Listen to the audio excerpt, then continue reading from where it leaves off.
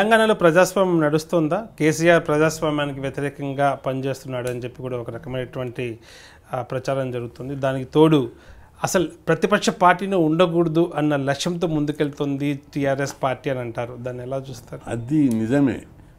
TRS party ప్రతిపక్ష party లేకుండా చేయడం అనేది సరైన విధానం కాదు. కేసీఆర్ కూడా ఆ విధంగా ఆలోచించడం సరికాదు. ఎందుకంటే కేసీఆర్ను ఒక ఉద్యమ నాయకుడిగా నేను గౌరవిస్తా. కానీ ఈ ప్రజాస్వామ్య విధానాలకు స్వస్తి పలికి నిరంకుశంగా నేను పరిపాలిస్తా అంటే మాత్రం కేసీఆర్ని కాదు మోడీని కూడా వ్యతిరేకిస్తున్నాం. మోడీ అంటే నేను లైక్ చేస్తా. ఆయన ఒక బీసీ, మొదటిసారి బీసీ వర్గానికి చెందిన వ్యక్తి ప్రధానమంత్రి అయ్యాడు. రెండవది ఒక హోటల్ బాయ్, అంటే ఆయనకు ఇల్లు లేదు, ఊరు లేదు, సంసారం లేదు. ఈ దేశమే ఆయన ఇల్లు లేక అంత నిస్వార్థపరుడైనటువంటి నాయకుడు ఈ దేశానికి వచ్చి ఉండని గౌరవిస్తా. కానీ బీసీలకు చేయకపోతే మాత్రం మోడీని కూడా వ్యతిరేకిస్తా. బీసీలకు అన్యాయం జరుగుతున్న రోజు అంటే మోడీని నేను 17 డిమాండ్లు అడిగాను. 3 డిమాండ్లు ఆల్రెడీ సాల్వ్ చేశాడు.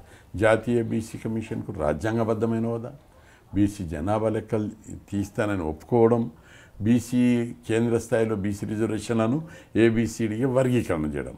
ఈ 3 డిమాండ్లు ఒప్పుకున్నాడు. నేను చెప్పాను చట్టసభల రిజర్వేషన్లు ఒప్పుకుంటేనే ఓకే, లేకపోతే ఊరుకునేది లేదని కూడా చెప్పడం జరిగింది. ఆ దిశగా మన పోరాటం జరుగుతుంది. కేసీఆర్ నిరంకుశ విధానాల పైన కూడా నేను బలంగా వ్యతిరేకిస్తున్నా, పోరాడుతున్నా.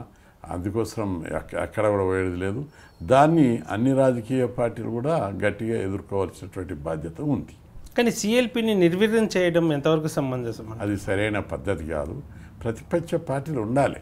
ప్రభుత్వము ప్రతిపక్ష పార్టీలు ఉన్నప్పుడే లోపాలు ఎత్తి చూపితే వాటిని సర్దిద్దుకొని బలపడతారు. ఏకపక్షంగా పోతే ఓవర్లోడ్ అయితే బస్ట్ అయిపోతుంది. ఇప్పుడు ఆయన బండి ఓవర్లోడ్ అయిపోయింది టీఆర్ఎస్. ఆ ఓవర్లోడ్ బండిని 100 మంది ఎక్కే బండిలా 300 మందిని ఎక్కించుకుపోతుంటే ఆ బరువుకు బండి టైర్లు పలిగిపోతాయి. పార్టీ కూడా దెబ్బతింటుంది. ఇప్పుడు ప్రతి నియోజకవర్గంలో ఎమ్మెల్యే క్యాండిడేట్లు ఒకరు ఉండాలి, 4 3 అయినారు. మిగిలిన వాళ్ళందరూ చేయించి దెబ్బ కొట్టేటోళ్ళే కదా వీళ్ళంతా. అవి ఎందుకు గమనించలేడం లేదో నాకు అర్థం కావడం లేదు. కేసీఆర్ నుంచి మీకు ఎలాంటి ప్రతిపాదన కానీ ప్యాకేజీలు కానీ రాలేదు? ప్యాకేజీలు తీసుకున్నటువంటి అయితే నేను ఈ చిన్న రూమ్లో ఎందుకుంటా? నేను నీతి, నిజాయితీ, న్యాయం, ధర్మం ఆయుధాలుగా పోరాడుతున్న వ్యక్తిని.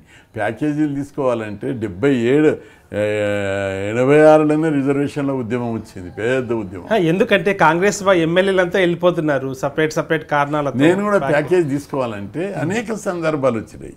మీకు ఒక ఎగ్జాంపుల్ కూడా తెలవాలి కదా. 86లో రిజర్వేషన్ల ఉద్యమం వచ్చింది. యాంటీ అండ్ ప్రో రిజర్వేషన్ల ఉద్యమం జరిగింది. అప్పుడు యాంటీ గ్రూప్కు ప్యాకేజ్ ఇచ్చారు, ప్రో గ్రూప్ ఇస్తామన్నారు.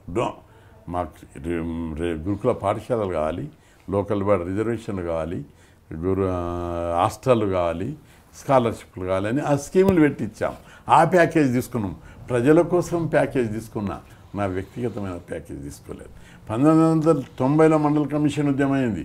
అప్పుడుగా ప్యాకేజీలు ఇవ్వడానికి వచ్చారు, తీసుకోలేదు. ప్యాకేజీలు తీసుకోకుండా కూడా నీతి నిజాయితీగా కూడా నేను రియల్ ఎస్టేట్ చేసిన, వ్యాపారాలు చేసిన. అమెరికాలోండి నా బిడ్డ రియల్ ఎస్టేట్ చేస్తుంది హైదరాబాద్, ఏపీ, తెలంగాణలో. కానీ ఈడుండి నేను చేయలేకపోతున్నా. నా పూర్తి సమయాన్ని నా జాతికే, నా చివరి రక్తబొట్టు, అణువణువు, ఆలోచన తరంగం బీసీల అభివృద్ధికే వినియోగించాలి. అంతే తప్ప నా స్వార్థానికి వినియోగించొద్దని. ప్యాకేజీ కావాలంటే ఫస్ట్ ఆఫర్ నాకు టీడీపీకి వెళ్ళి టీఆర్ఎస్లకే వచ్చింది. మంత్రి పదవి ఆఫర్ వచ్చింది, ప్యాకేజ్ ఆఫర్ వచ్చింది. పోయినా పోలే. అందరు పోతే కూడా నేను పోలేదు. చివరకు మీరే చెప్పారు ఇంతకు మొదలు 200 కోట్ల ప్యాకేజీ ఈ శిష్యుడు న్యాయం ఇస్తా అంటే తీసుకోలేదని. మరి అంత పెద్ద ప్యాకేజీ తీసుకున్నట్టునైతే తీసుకుంటా కదా. ఎక్కడ కూడా ఎప్పుడు కూడా జాతిని తాకట్టు పెట్టడాన్ని తల తీసిన జాతి ప్రయోజనాలను తాకట్టు పెట్టేది లేదు. నేను అనేక ఉద్యోగాలు వచ్చాయి, బ్యాంక్ ఆఫీసర్ వచ్చాయి, గ్రూప్ 1 ఆఫీసర్ వచ్చాయి, గ్రూప్ 2 ఆఫీసర్ వచ్చాయి. నేను అనుకుంటే 1982లోనే మంత్రి, 80లోనే మంత్రి అయ్యా, టీఎన్జేపీలోనే అయ్యేవాడిని.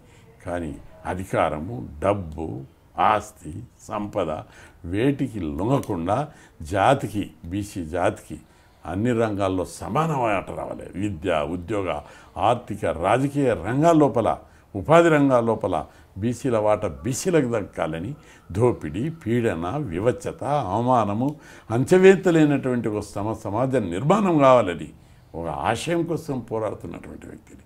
కాబట్టి ఎక్కడ కూడా ఇక గతం కానీ, భవిష్యత్తు కానీ, వర్తమానం కానీ ఎక్కడ కూడా లొంగేది లేదు, లొంగపోయేది కూడా లేదని చెప్పి ఈ సందర్భంగా గుర్తు చేయదలుచుకున్నా. ఎత్తుగడలు ఉంటాయి. ఇప్పుడు చూడు, నేను 2014లో టీడీపీ నుంచి పోటీ చేశాను. పార్టీలో మెంబర్షిప్ కూడా తీసుకోలేదు. బీసీ సంఘం నాయకునిగానే ఉంటానని చెప్పాను. ఆ పార్టీలకు చేరను అని చెప్పాను. దానికి అంగీకరించాడు చంద్రబాబు. ఆ విధంగానే కొనసాగాను. ఎమ్మెల్యే అయినా బీసీల గురించే పోరాడిన తప్ప అసెంబ్లీలో మాట్లాడినా, బయట కొట్లాడినా, ఒక్క రోజన్నా వేరే ఇష్యూ కొట్లాడినా 24 గంటలు బీసీలు, నిరుద్యోగులు, జాతి పెరిగిన కమిషన్లు, పర్సెంటేజ్లు రాలేదా? అది ఎల్బీ నగర్ ప్రజలను అడగాలి. ఏకైక ఎమ్మెల్యే, అవినీతి లేని MLA LB Nagar MLA R Krishnaiah అని అనేక సర్వేలు చెప్పాయి. అక్కడ ఎల్బీ నగర్లో ఉన్న 10 లక్షల మంది జనాభాను ఓపెన్గా అడగొచ్చు మీరు. ఆ విధంగా నీతి నిజాయితీగా ఉన్నా. For more videos, subscribe to iDream. And loads of fun entertainment and content. Do watch iDreams. Do subscribe iDream Media. దయచేసి iDreams మీరు సబ్స్క్రైబ్ చేయాల్సిందిగా నేను కోరుతున్నాను. I am Dr. Nayak, DT Nayak. For more videos, please subscribe to iDream. Please subscribe iDream News. Please subscribe iDream. Please subscribe iDreams. మీరు చూస్తున్నారు iDream News.